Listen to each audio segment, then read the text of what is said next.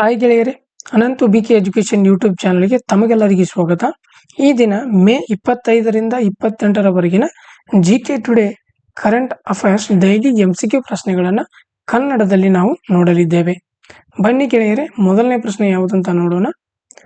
ಪ್ರಶ್ನೆ: ಇತ್ತೀಚೆಗೆ ಯಾವ ದೇಶವು ಇಂಟರ್ನ್ಯಾಷನಲ್ ಸೋಲಾರ್ ಅಲೈನ್ಸ್ನ 99ನೇ ಸದಸ್ಯತ್ವವನ್ನು ಪಡೆದುಕೊಂಡಿತು ಅಂತ ಪ್ರಶ್ನೆ ಇದೆ. ಇದಕ್ಕೆ ಸರಿಯಾದ ಉತ್ತರ ಆಪ್ಷನ್ ಎ, ಸ್ಪೇನ್ ಸರಿಯಾದ ಉತ್ತರ. ಸ್ಪೇನ್ ತನ್ನ 99ನೇ ಸದಸ್ಯನಾಗಿ ಇಂಟರ್ನ್ಯಾಷನಲ್ ಸೋಲಾರ್ ಅಲೈನ್ಸ್ಗೆ ಸೇರಿದೆ. ಹೊಸ ದಿಲ್ಲಿಯಲ್ಲಿ ರಾಯಭಾರಿ ಜೋಸ್ ಮರಿಯಾ ರಿಡಾವೋ ಡೊಮಿಂಗುಜ್ ಅವರು ಜಂಟಿ ಕಾರ್ಯದರ್ಶಿ ಅಭಿಷೇಕ್ ಸಿಂಗ್ ಅವರಿಗೆ ಒಪ್ಪಿಗೆಯನ್ನು ಹಸ್ತಾಂತರಿಸಿದರು.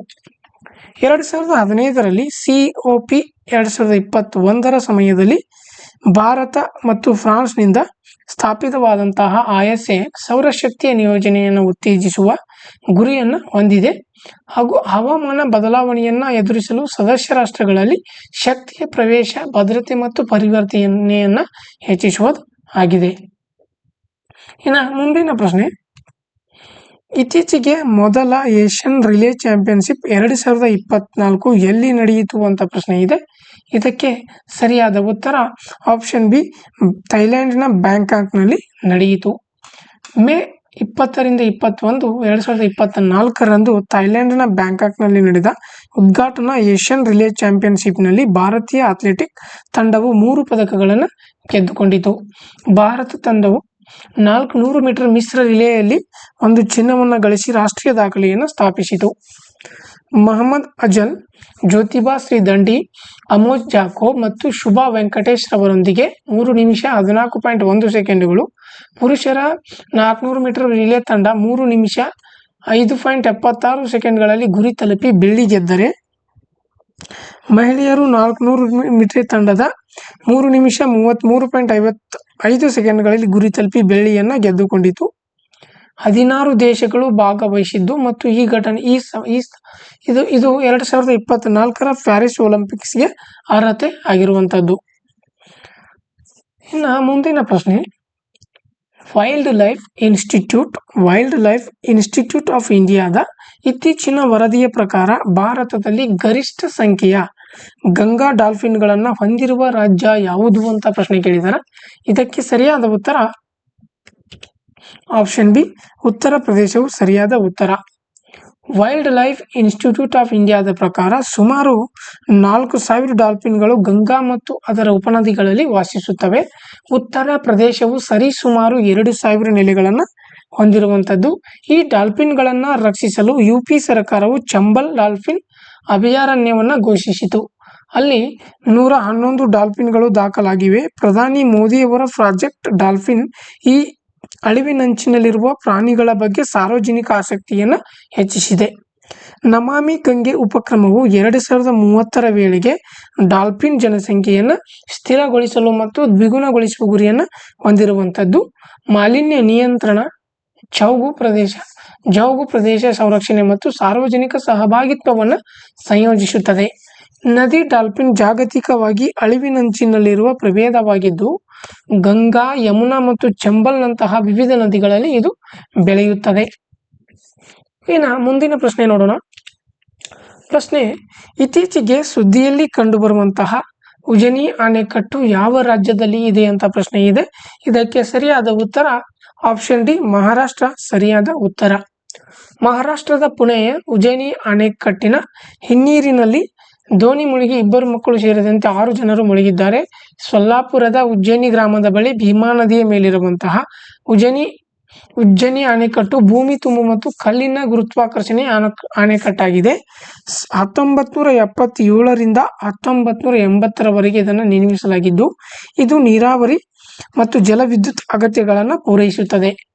ಅಣೆಕಟ್ಟು 63 ಮೀಟರ್ ಎತ್ತರ, 2534 ಮೀಟರ್ ಉದ್ದ ಮತ್ತು 12 ಮೆಗಾವ್ಯಾಟ್ ವಿದ್ಯುತ್ ಉತ್ಪಾದನಾ ಸಾಮರ್ಥ್ಯವನ್ನು ಹೊಂದಿದೆ. ಆದರೆ ತೀವ್ರ ಜಲ ಮಾಲಿನ್ಯದಿಂದ ಇದು ಬಳಲುತ್ತಿದೆ. ಇನ್ನು ಮುಂದಿನ ಪ್ರಶ್ನೆ: ತೆಲಂಗಾಣದಲ್ಲಿ ಇತ್ತೀಚೆಗೆ ಪ್ರಾರಂಭಿಸಲಾದಂತಹ ಶಾಲೋ ಅಕ್ವಿಫರ್ ಮ್ಯಾನೇಜ್ಮೆಂಟ್ ಮಾಡೆಲ್ ವಸತಿ ಮತ್ತು ನಗರ ವ್ಯವಹಾರಗಳ ಸಚಿವಾಲಯದ ಯಾವ ಯೋಜನೆಯ ಭಾಗವಾಗಿರುವಂಥದ್ದು ಅಂತ ಪ್ರಶ್ನೆ ಇದೆ. ಇದಕ್ಕೆ ಸರಿಯಾದ ಉತ್ತರ ಸಿ, ಅಮೃತ್ ಪುನರುಜ್ಜೀವನ ಮತ್ತು ನಗರ ಪರಿವರ್ತನೆಗಾಗಿ ಅಟಲ್ ಮಿಷನ್ನ ಭಾಗದಲ್ಲಿ ಬರುವಂಥದ್ದು. ಸ್ಯಾಮ್ ಪೈಲಟ್ ಮಾದರಿಗಳನ್ನು ಇತ್ತೀಚೆಗೆ ತೆಲಂಗಾಣದಲ್ಲಿ ಅಮೃತ್ ಯೋಜನೆಯ ಭಾಗವಾಗಿ ಪ್ರಾರಂಭಿಸಲಾಗಿದ್ದು, ಸ್ಯಾಮ್ ಎಂಬುದು ಸುಸ್ಥಿರ ನಗರ ನೀರು ನಿರ್ವಹಣಾ ತಂತ್ರಜ್ಞಾನವಾಗಿದ್ದು, ಅಂತರ್ಜಲವನ್ನು ಪಂಪ್ ಮಾಡಲು ಮತ್ತು ಪುನರ್ಭರ್ತಿ ಮಾಡಲು ಅಳಿವಿಲ್ಲದ ಬೋರ್ವೆಲ್ಗಳನ್ನು ಒಳಗೊಂಡಿರುತ್ತದೆ. ಇದು ಮಳೆಯ ಮರುಪೂರ್ಣ ಮೂಲಕ ನೀರಿನ ಕೋಷ್ಟಕಗಳನ್ನು ಹೆಚ್ಚಿಸುವ ಗುರಿಯನ್ನು ಹೊಂದಿದ್ದು, ಈ ಉಪಕ್ರಮವು ನ್ಯಾಷನಲ್ ಅಕ್ವಿಫರ್ ಮ್ಯಾಪಿಂಗ್ ಮತ್ತು ಮ್ಯಾನೇಜ್ಮೆಂಟ್ ಪ್ರೋಗ್ರಾಂಗೆ ಲಿಂಕ್ ಆಗಿದೆ. ಇದು ಜಲಚರಗಳನ್ನು ನಿರೂಪಿಸುತ್ತದೆ ಮತ್ತು ಅಂತರ್ಜಲ ನಿರ್ವಹಣೆ ಯೋಜನೆಗಳನ್ನು ಅಭಿವೃದ್ಧಿಪಡಿಸುತ್ತದೆ. ಹೌದಾ? ಇನ್ನು ಮುಂದಿನ ಪ್ರಶ್ನೆ, ಇತ್ತೀಚೆಗೆ ಯುನೈಟೆಡ್ ನೇಷನ್ಸ್ ಜನರಲ್ ಅಸೆಂಬ್ಲಿ ಯಾವ ದಿನವನ್ನು ಅಂತಾರಾಷ್ಟ್ರೀಯ ಮಾರ್ಕೋರ್ ದಿನವೆಂದು ಘೋಷಿಸಿತು ಅಂತ ಪ್ರಶ್ನೆ ಇದೆ.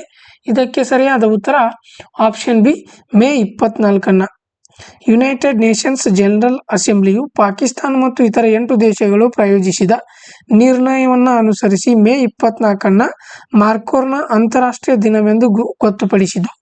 ಈ ದಿನದ ಮಧ್ಯ ಮತ್ತು ದಕ್ಷಿಣ ಏಷ್ಯಾದ ಪರ್ವತ ಪ್ರದೇಶಗಳಿಗೆ ಸ್ಥಳೀಯವಾಗಿರುವ ಮಾರ್ಕೋರ್ ಸಾಂಪ್ರದಾಯಿಕ ಪರಿವರ್ತನೆಗಾಗಿ ಮಹತ್ವದ ಜಾತಿಯ ಸಂರಕ್ಷಣೆಯನ್ನು ಉತ್ತೇಜಿಸಲು ಮತ್ತು ಜಾಗೃತಿ ಮೂಡಿಸುವ ಗುರಿಯನ್ನು ಇದು ಹೊಂದಿದೆ. ಇನ್ನು ಮುಂದಿನ ಪ್ರಶ್ನೆ, ಇತ್ತೀಚೆಗೆ ಯಾವ ವಿಮಾನ ನಿಲ್ದಾಣವು ಝೀರೋ ವೇಸ್ಟ್ ಟು ಲ್ಯಾಂಡ್ಫಿಲ್ ಪ್ರಶಸ್ತಿಯನ್ನು ಸಾಧಿಸಿದ ಭಾರತದ ಮೊದಲ ವಿಮಾನ ನಿಲ್ದಾಣವೆಂಬ ಹೆಗ್ಗಳಿಕೆಗೆ ಪಾತ್ರವಾಗಿದೆ ಅಂತ ಪ್ರಶ್ನೆ ಇದೆ. ಇದಕ್ಕೆ ಸರಿಯಾದ ಉತ್ತರ ಆಪ್ಷನ್ ಎ, ತಿರುವನಂತಪುರಂ ಅಂತಾರಾಷ್ಟ್ರೀಯ ವಿಮಾನ ನಿಲ್ದಾಣವು ಸರಿಯಾದ ಉತ್ತರ. ತಿರುವನಂತಪುರಂ ಅಂತಾರಾಷ್ಟ್ರೀಯ ವಿಮಾನ ನಿಲ್ದಾಣವು ಭಾರತೀಯ ಕೈಗಾರಿಕೆಗಳ ಒಕ್ಕೂಟದಿಂದ ಶೂನ್ಯ ತ್ಯಾಜ್ಯದಿಂದ ನೆಲಭರ್ತಿಯಲ್ಲಿ ಪ್ರಶಸ್ತಿಯನ್ನು ಸಾಧಿಸಿದ ಭಾರತದಲ್ಲಿ ಇದು ಮೊದಲನೆಯದಾಗಿದ್ದು, ವಿಮಾನ ನಿಲ್ದಾಣವು 100% ಪ್ಲಾಸ್ಟಿಕ್ ಮತ್ತು ಪುರಸಭೆಯ ಘನತ್ಯಾಜ್ಯವನ್ನು ಒಳಗೊಂಡಂತೆ 99.50% ತ್ಯಾಜ್ಯವನ್ನು ಭೂಕುಸಿತದಿಂದ ತಿರುಗಿಸಿದೆ. ಈ ಯಶಸ್ಸನ್ನು ದೃಢವಾದ ಮೌಲ್ಯ ಸರಪಳಿ ಮತ್ತು 5R ತತ್ವಗಳ ಮೂಲಕ ಸಾಧಿಸಲಾಗಿದ್ದು, ಕಡಿಮೆ ಮಾಡಿ, ಮರುಬಳಕೆ ಮಾಡಿ, ಸಂಸ್ಕರಿಸಿ, ಮರುಬಳಕೆ ಮಾಡಿ ಮತ್ತು ಮರುಪಡೆಯಿರಿ ಅಸಾಧಾರಣ ತ್ಯಾಜ್ಯ ನಿರ್ವಹಣೆಯ ಅಭ್ಯಾಸಗಳನ್ನು ಪ್ರದರ್ಶಿಸುತ್ತದಾಗಿದೆ. ಇನ್ನು ಮುಂದಿನ ಪ್ರಶ್ನೆ, ಇತ್ತೀಚೆಗೆ ಸುದ್ದಿಯಲ್ಲಿ ಕಂಡುಬರುವ ಗ್ರಹಗಳ ಜೋಡಣೆ ಎಂದರೇನು ಅಂತ ಪ್ರಶ್ನೆ ಇದೆ. ಇದಕ್ಕೆ ಸರಿಯಾದಂಥ ಉತ್ತರ ಆಪ್ಷನ್ ಎ, ಇದು ಸೌರವ್ಯೂಹದಲ್ಲಿ ಗ್ರಹಗಳ ಸ್ಥಾನವನ್ನು ವಿವರಿಸಲು ಬಳಸುವ ಪದವಾಗಿದೆ. ಮುಂದಿನ ತಿಂಗಳು ಜೂನ್ 3ರಂದು 6 ಗ್ರಹಗಳು ಬುಧ, ಮಂಗಳ, ಗುರು, ಶನಿ, ಯುರೇನಸ್ ಮತ್ತು ನೆಪ್ಚೂನ್ ಆಕಾಶದಲ್ಲಿ ಒಟ್ಟುಗೂಡುತ್ತವೆ. ಈ ಜೋಡಣೆ ದೃಷ್ಟಿಕೋನದ ಆಪ್ಟಿಕಲ್ ಭ್ರಮೆ ಭೂಮಿಯಿಂದ ಗೋಚರಿಸುತ್ತದೆ. ಮಂಗಳ ಮತ್ತು ಶನಿಯು ಬರಿಗಣ್ಣಿಗೆ ಗೋಚರಿಸುತ್ತದೆ, ಆದರೆ ಮಂದವಾಗಿದ್ದರೂ ಯುರೇನಸ್ ಮತ್ತು ನೆಪ್ಚೂನ್ಗಳಿಗೆ ದೂರದರ್ಶಕಗಳು ಅಥವಾ ಬೈನಾಕ್ಯುಲರ್ಗಳು ಬೇಕಾಗುತ್ತವೆ. ಬುಧ ಮತ್ತು ಗುರು ಸೂರ್ಯನ ಸಾಮೀಪ್ಯದಿಂದಾಗಿ ನೋಡಲು ಕಷ್ಟವಾಗುತ್ತದೆ. ಗ್ರಹಗಳ ಜೋಡಣೆಯು ಗ್ರಹಗಳ ಭ್ರಮೆಯನ್ನು ಸೂಚಿಸುತ್ತದೆ. ಒಂದು ನಿರ್ದಿಷ್ಟ ದೃಷ್ಟಿಕೋನದಿಂದ ನೋಡಿದಾಗ ಬಾಹ್ಯಾಕಾಶದಲ್ಲಿ ಒಂದು ರೇಖೆಯನ್ನು ರೂಪಿಸುತ್ತದೆ, ಬದಲಿಗೆ ಸಂಪೂರ್ಣವಾಗಿ ಜೋಡಿಸಲ್ಪಟ್ಟಿರುತ್ತದೆ. ಈ ಆಪ್ಟಿಕಲ್ ವಿದ್ಯಮಾನವು ನಮ್ಮ ಸೌರವ್ಯೂಹದೊಳಗಿನ ಕ್ರಿಯಾತ್ಮಕ ಪರಸ್ಪರ ಕ್ರಿಯೆಗಳನ್ನು ತೋರಿಸುವ ವಿಶಿಷ್ಟವಾದ ಆಕಾಶ ಚಮತ್ಕಾರವನ್ನು ನೀಡುವಂಥದ್ದಾಗಿರ್ತದೆ. ಹೌದಾ? ಇನ್ನು ಮುಂದಿನ ಪ್ರಶ್ನೆ, ಯಾವ ದಿನವನ್ನು ವಾರ್ಷಿಕವಾಗಿ ವಿಶ್ವ ಪ್ರಿಕ್ಲಾಂಪ್ಸಿಯಾ ದಿನ ಎಂದು ಆಚರಿಸಲಾಗುತ್ತದೆ ಅಂತ ಪ್ರಶ್ನೆ ಇದೆ. ಇದಕ್ಕೆ ಸರಿಯಾದ ಉತ್ತರ ಆಪ್ಷನ್ ಎ, ಮೇ 22. ವಿಶ್ವ ಪ್ರಿಕ್ಲಾಂಪ್ಸಿಯಾ ದಿನ ಮೇ 22ರಂದು ಮಾರಣಾಂತಿಕ ಗರ್ಭಧಾರಣೆಯ ತೊಡಕುಗಳ ಬಗ್ಗೆ ಜಾಗೃತಿಯನ್ನು ಮೂಡಿಸಲು ಈ ದಿನವನ್ನು ಆಚರಣೆ ಮಾಡ್ತಾರೆ. ಪ್ರಿಕ್ಲಾಂಪ್ಸಿಯಾ ಗರ್ಭಧಾರಣೆಯ 26ನೇ ವಾರದ ನಂತರ ಮತ್ತು ಪ್ರಸವಾನಂತರದ ನಂತರ ಸಂಭವಿಸುವಂತಹ ಅಪಾಯಕಾರಿ ಅಧಿಕ ರಕ್ತದೊತ್ತಡ ಮತ್ತು ಅಂಗಗಳ ಸಮಸ್ಯೆಯನ್ನು ಒಳಗೊಂಡಿರುತ್ತದೆ. ಇದು ಜರಾಯು ಆರೋಗ್ಯ ಸಮಸ್ಯೆಗಳಿಂದ ಉಂಟಾಗುತ್ತದೆ. ರೋಗ ಲಕ್ಷಣಗಳು ಅಧಿಕ ರಕ್ತದೊತ್ತಡ, ಮೂತ್ರದಲ್ಲಿ ಪ್ರೋಟೀನ್ ಮತ್ತು ಊತವನ್ನು ಒಳಗೊಂಡಿರುತ್ತವೆ. ಇದು ತಾಯಿ ಮತ್ತು ಭ್ರೂಣ ಎರಡಕ್ಕೂ ಅಪಾಯವನ್ನು ಉಂಟು ಮಾಡುತ್ತದೆ. ಪ್ರಾಯಶಃ ಅಧಿಪೂರ್ಣ ಜನನ ಅಥವಾ ಸಾವಿಗೆ ಕಾರಣವಾಗುತ್ತದೆ. ಚಿಕಿತ್ಸೆಯು ಹೆರಿಗೆಯನ್ನು ಒಳಗೊಂಡಿರುತ್ತದೆ, ನಂತರ ರೋಗ ಲಕ್ಷಣಗಳನ್ನು ಮುಂದುವರಿಸುವಂಥದ್ದಾಗಿದೆ. ಈ ದಿನವನ್ನು ಮೇ 22ರಂದು ಆಚರಣೆ ಮಾಡ್ತಾರೆ. ಇನ್ನು ಮುಂದಿನ ಪ್ರಶ್ನೆ, ASMPA ಸೂಪರ್ಸಾನಿಕ್ ಕ್ಷಿಪಣಿಯ ಯಶಸ್ವಿ ಪರೀಕ್ಷೆಯನ್ನು ಯಾವ ದೇಶವು ಇತ್ತೀಚೆಗೆ ನಡೆಸಿತು ಅಂತ ಪ್ರಶ್ನೆ ಇದೆ. ಇದಕ್ಕೆ ಸರಿಯಾದ ಉತ್ತರ ಆಪ್ಷನ್ ಬಿ ಸರಿಯಾದ ಉತ್ತರ.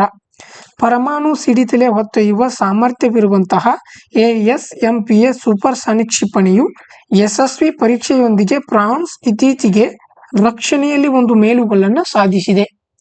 ASMP ಮತ್ತು ASMP-A ಒಂದು ಭೂದಾಳಿ ಸೂಪರ್ಸಾನಿಕ್ ಕ್ರೂಜ್ ಕ್ಷಿಪಣಿಯಾಗಿದ್ದು ಫ್ರಾನ್ಸ್ನ ಪರಮಾಣು ತಡೆಗೆ ಪ್ರಮುಖವಾಗಿದೆ. ASMPA 2009ರಿಂದ ಕಾರ್ಯನಿರ್ವಹಿಸುತ್ತದೆ. 500 ಕಿಲೋಮೀಟರ್ ವ್ಯಾಪ್ತಿಯನ್ನು ಮತ್ತು 300 KT ಥರ್ಮೋನ್ಯೂಕ್ಲಿಯರ್ ಸಿಡಿತಲೆಯನ್ನು ಹೊಂದಿರುವಂಥದ್ದು. ASMPA ನವೀಕರಿಸಿದ ಆವೃತ್ತಿ ಶ್ರೇಣಿಯ ಮತ್ತು ಸಿಡಿತಲೆ ಸಾಮರ್ಥ್ಯವನ್ನು ಹೆಚ್ಚಿಸುವ ಗುರಿಯನ್ನು ಹೊಂದಿದೆ.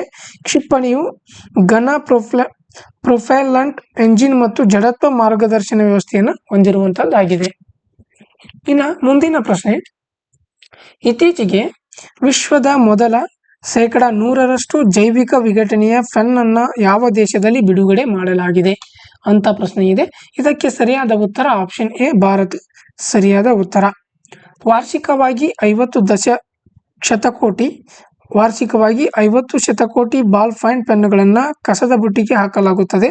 95% ಪ್ಲಾಸ್ಟಿಕ್ನಿಂದ ಮಾಡಲ್ಪಟ್ಟಿವೆ. ನವದೆಹಲಿಯ ಸೌರಭ್ ಮೆಹ್ತಾ ಅವರು ವಿಶ್ವದ ಮೊದಲ 100% ಜೈವಿಕ ವಿಘಟನೆಯ ಪೆನ್ ಅನ್ನು ರಚಿಸಿದ್ದಾರೆ. ಅವರು ಬಯೋಕ್ಯೂ ಸ್ಥಾಪಿಸಿದ್ದು ಪರಿಸರ ಸ್ನೇಹಿ ಲೇಖನ ಸಾಮಗ್ರಿಗಳ ಮೇಲೆ ಕೇಂದ್ರೀಕರಿಸಿದರು ಮತ್ತು ಪೆನ್ನುಗಳಲ್ಲಿನ ಪ್ಲಾಸ್ಟಿಕ್ ಅನ್ನು ತೊಡೆದು ಹಾಕಲು ಭೂಮಿಗೆ ಯಾವುದೇ ಅಪಾಯವಿಲ್ಲದನ್ನು ಪ್ರಾರಂಭಿಸಲಾಗಿದೆ. ನೋಟ್ ಪೆನ್ ಮರುಬಳಕೆಯ ಕಾಗದ ಮರುಪೂರ್ಣ ವಿಷಕಾರಿಯಲ್ಲದ ಶಾಯಿ ಮತ್ತು ತೆಗೆಯಬಹುದಾದಂಥ ಲೋಹದ ತುದಿಯನ್ನು ಒಳಗೊಂಡಿದೆ. ಕಾಗದದ ಕೊಳವೆಗಳು ಬಿದಿರು ಮತ್ತು ಲೋಹದಂಥ ವಸ್ತುಗಳು ಅದರ ಹೊರಭಾಗಕ್ಕಾಗಿ ಅನ್ವೇಷಿಸುತ್ತದೆ. ಹೌದಾ? ಇನ್ನು ಮುಂದಿನ ಪ್ರಶ್ನೆ, ರಾಜಸ್ಥಾನದ ರಾಷ್ಟ್ರೀಯ ಮರುಭೂಮಿ ಉದ್ಯಾನವನದಲ್ಲಿ ಇತ್ತೀಚೆಗೆ ನಡೆಸಿದ ವಾರ್ಷಿಕ ಜಲಕುಳಿ ಸಮೀಕ್ಷೆಯಲ್ಲಿ ಎಷ್ಟು ಗ್ರೇಟ್ ಇಂಡಿಯನ್ ಬಸ್ಟರ್ಡ್ಗಳನ್ನು ಗುರುತಿಸಲಾಗಿದೆ ಅಂತ ಪ್ರಶ್ನೆ ಇದೆ. ಇದಕ್ಕೆ ಸರಿಯಾದ ಉತ್ತರ ಆಪ್ಷನ್ ಬಿ 64 ಸರಿಯಾದ ಉತ್ತರ. ರಾಷ್ಟ್ರೀಯ ಮರುಭೂಮಿ ಉದ್ಯಾನವನ ಜೈಸಲ್ಮರ್ ರಾಜಸ್ಥಾನದಲ್ಲಿ ವಾರ್ಷಿಕ ವಾಟರ್ ಹೋಲ್ ಸಮೀಕ್ಷೆಯ ಸಮಯದಲ್ಲಿ 64 ಗ್ರೇಟ್ ಇಂಡಿಯನ್ ಬಸ್ಟರ್ಡ್ಗಳನ್ನು ಗುರುತಿಸಲಾಗಿದೆ. ಇದು 2022ರಲ್ಲಿ 42ರಿಂದ ಹೆಚ್ಚಾಗಿದೆ. ಮಳೆಯಿಂದಾಗಿ 2023ರಲ್ಲಿ ಯಾವುದೇ ಗಣತಿಯನ್ನು ನಡೆಸಲಾಗಿಲ್ಲ. ಗ್ರೇಟ್ ಇಂಡಿಯನ್ ಬಸ್ಟರ್ಡ್ ರಾಜಸ್ಥಾನದ ರಾಜ್ಯ ಪಕ್ಷಿಯಾಗಿದ್ದು ತೀವ್ರವಾಗಿ ಅಳಿವಿನಂಚಿನಲ್ಲಿದೆ ಮತ್ತು ಒಣ ಹುಲ್ಲುಗಾವಲುಗಳಲ್ಲಿ ವಾಸಿಸುತ್ತದೆ. 2024ರ ಜನಗಣತಿಯಲ್ಲಿ 84 ಅಧಿಕಾರಿಗಳು ಮತ್ತು 42 ವಾಟರ್ ಹೋಲ್ ಪಾಯಿಂಟ್ಗಳನ್ನು ವೈಶಾಖ ಪೂರ್ಣಿಮೆಯಂದು ನಡೆಸಲಾಯಿತು. ಸುರಕ್ಷತೆಯ ಕಾರಣದಿಂದಾಗಿ ಕೆಲವು ಪ್ರದೇಶಗಳನ್ನು ಹೊರಗಿಡಲಾಗಿದೆ. ಇನ್ನು ಮುಂದಿನ ಪ್ರಶ್ನೆ, ಇತ್ತೀಚೆಗೆ ಸುದ್ದಿಯಲ್ಲಿ ಕಂಡುಬಂದಂತಹ ಗ್ಲಿಸ್ 12b ಎಂದರೇನು ಅಂತ ಪ್ರಶ್ನೆ ಇದೆ. ಇದಕ್ಕೆ ಸರಿಯಾದಂಥ ಉತ್ತರ ಆಪ್ಷನ್ ಸಿ ಭೂಮಿಯ ಗಾತ್ರದ ಎಕ್ಸೋ ಪ್ಲಾನೆಟ್ ಸರಿಯಾದ ಉತ್ತರ. ಖಗೋಳಶಾಸ್ತ್ರಜ್ಞರು ನಾಸಾದ ಟೆಸ್ ಮತ್ತು ಇತರ ದೂರದರ್ಶಕಗಳನ್ನು ಬಳಸಿಕೊಂಡು 40 ಬೆಳಕಿನ ವರ್ಷಗಳ ದೂರದಲ್ಲಿರುವ ಕೆಂಪು ಕುಬ್ಜ ಗ್ಲಿಸ್ 12 ಸುತ್ತುತ್ತಿರುವ ಸಮಶೀತೋಷ್ಣ ಭೂಮಿಯ ಗಾತ್ರದ ಎಕ್ಸೋ ಪ್ಲಾನೆಟ್ ಗ್ಲಿಸ್ 12b ಕಂಡುಹಿಡಿದಿದ್ದಾರೆ. ಗ್ಲೈಸ್ 12b ಭೂಮಿ ಅಥವಾ ಶುಕ್ರನ ಗಾತ್ರವನ್ನು ಹೋಲುತ್ತದೆ. ಇದು ಭೂಮಿಗಿಂತ 3.87 ಪಟ್ಟು ದ್ರವ್ಯರಾಶಿಯನ್ನು ಹೊಂದಿದ್ದು ಪ್ರತಿ 12.8 ದಿನಗಳಿಗೊಮ್ಮೆ ತನ್ನ ನಕ್ಷತ್ರವನ್ನು ಇದು ಸುತ್ತುತ್ತದೆ. ಇದು ಭೂಮಿಗಿಂತ 1.6 ಪಟ್ಟು ಹೆಚ್ಚು ಶಕ್ತಿಯನ್ನು ಪಡೆಯುತ್ತದೆ ಮತ್ತು 107 ಡಿಗ್ರಿ ಫ್ಯಾಟ್ ಮತ್ತು 42 ಡಿಗ್ರಿ ಸೆಲ್ಸಿಯಸ್ನ ಅಂದಾಜು ಮೇಲ್ಮೈ ತಾಪವನ್ನು ಹೊಂದಿರುವಂಥದ್ದಾಗಿದೆ. ಹೌದಾ? ಇನ್ನು ಮುಂದಿನ ಪ್ರಶ್ನೆ, ಯಾವ ದಿನವನ್ನು ವಾರ್ಷಿಕವಾಗಿ ವಿಶ್ವ ಥೈರಾಯ್ಡ್ ದಿನ ಎಂದು ಆಚರಿಸಲಾಗುತ್ತದೆ ಅಂತ ಪ್ರಶ್ನೆ ಇದೆ. ಇದಕ್ಕೆ ಸರಿಯಾದ ಉತ್ತರ ಆಪ್ಷನ್ ಸಿ ಮೇ 25. ವಿಶ್ವ ಥೈರಾಯ್ಡ್ ದಿನ ವಾರ್ಷಿಕವಾಗಿ ಮೇ 25ರಂದು ಥೈರಾಯ್ಡ್ ಗ್ರಂಥಿ ಮತ್ತು ಸಂಬಂಧಿತ ಪರಿಸ್ಥಿತಿಗಳ ಬಗ್ಗೆ ಜಾಗೃತಿಯನ್ನು ಮೂಡಿಸುವ ಸಲುವಾಗಿ ಇದನ್ನು ಆಚರಣೆ ಮಾಡ್ತಾರೆ. ಥೈರಾಯ್ಡ್ ಕತ್ತಿನ ಬುಡದ ಬಳಿ ಇರುವಂತಹ ಚಿಟ್ಟೆ ಆಕಾರದ ಗ್ರಂಥಿ ಥೈರಾಯ್ಡ್ ಹಾರ್ಮೋನ್ಗಳನ್ನು T4 ಮತ್ತು T3 ಬಿಡುಗಡೆ ಮಾಡುವ ಮೂಲಕ ಪ್ರಮುಖ ಕಾರ್ಯಗಳನ್ನು ನಿಯಂತ್ರಿಸುತ್ತದೆ. ಈ ಹಾರ್ಮೋನುಗಳು ಚಯಾಪಚಯ, ದೇಹದ ಉಷ್ಣತೆ, ಹೃದಯ ಬಡಿತ, ಪ್ರೋಟೀನ್ ಉತ್ಪಾದನೆಯ ಮೇಲೆ ಪ್ರಭಾವವನ್ನು ಬೀರುತ್ತದೆ. ಥೈರಾಯ್ಡ್ ಅಸ್ವಸ್ಥತೆಗಳು ಮಹಿಳೆಯರಲ್ಲಿ ಸಾಮಾನ್ಯವಾಗಿದೆ, ಆದರೆ ಎಲ್ಲ ವಯಸ್ಸಿನ ಮತ್ತು ಲಿಂಗಗಳ ಮೇಲೆ ಪರಿಣಾಮವನ್ನು ಬೀರುತ್ತದೆ. ಥೈರಾಯ್ಡಿಸಮ್, ಅಂಡರ್ ಆಕ್ಟಿವ್ ಥೈರಾಯ್ಡ್ ಮತ್ತು ಹೈಪರ್ ಥೈರಾಯ್ಡಿಸಮ್ ಅತಿಯಾದ ಥೈರಾಯ್ಡ್ ಹಾರ್ಮೋನ್ ಉತ್ಪಾದನೆ ಮೇಲೆ ಪರಿಣಾಮವನ್ನು ಬೀರುತ್ತದೆ. ಇನ್ನು ಮುಂದಿನ ಪ್ರಶ್ನೆ, ಇತ್ತೀಚೆಗೆ ಸುದ್ದಿಯಲ್ಲಿ ಕಂಡುಬರುವಂತಹ ಸತ್ಯಮಂಗಲಂ ಹುಲಿ ಸಂರಕ್ಷಿತ ಪ್ರದೇಶ ಯಾವ ರಾಜ್ಯದಲ್ಲಿ ಇದೆ ಅಂತ ಪ್ರಶ್ನೆ ಕೇಳಿದ್ದಾರೆ. ಇದಕ್ಕೆ ಸರಿಯಾದ ಉತ್ತರ ಆಪ್ಷನ್ ಎ ತಮಿಳುನಾಡು ಸರಿಯಾದ ಉತ್ತರ. ತಮಿಳುನಾಡಿನ ಅರಣ್ಯ ಇಲಾಖೆಯು ನೀಲಗಿರಿ ಬಯೋಸ್ಫಿಯರ್ ರಿಸರ್ವ್ನಲ್ಲಿ ಪೂರ್ವ ಮತ್ತು ಪಶ್ಚಿಮ ಘಟ್ಟಗಳ ಜಂಕ್ಷನ್ನಲ್ಲಿ ಸತ್ಯಮಂಗಲಂ ಹುಲಿ ಸಂರಕ್ಷಿತ ಪ್ರದೇಶದಲ್ಲಿ 3 ದಿನಗಳ ಆನೆ ಗಣತಿಯನ್ನು ಪ್ರಾರಂಭಿಸಿದೆ. ಇದು 1411.6 ಚದುರ ಕಿಲೋಮೀಟರ್ ವ್ಯಾಪಿಸಿದ್ದು 2013ರಲ್ಲಿ ಹುಲಿ ಸಂರಕ್ಷಿತ ಪ್ರದೇಶವೆಂದು ಘೋಷಿಸಲಾಯಿತು. ಹುಲಿಗಳು ಮತ್ತು ಇತರ ವನ್ಯಜೀವಿಗಳಿಗೆ ನಿರಂತರ ಆವಾಸ ಸ್ಥಾನವನ್ನು ಘೋಷಿಸುತ್ತದೆ. ಈ ಮೀಸಲು ವಿಶ್ವದ ಅತಿ ದೊಡ್ಡ ಹುಲಿ ಜನಸಂಖ್ಯೆಯನ್ನು ಹೊಂದಿದ್ದು 280ಕ್ಕೂ ಹೆಚ್ಚು ಹುಲಿಗಳನ್ನು ಹೊಂದಿದೆ ಮತ್ತು ಇರುಲಾ ಮತ್ತು ಕುರುಂಬದಂತಹ ಸ್ಥಳೀಯ ಬುಡಕಟ್ಟುಗಳಿಗೆ ನೆಲೆಯಾಗಿರುವಂಥದ್ದು. ಹೌದಾ?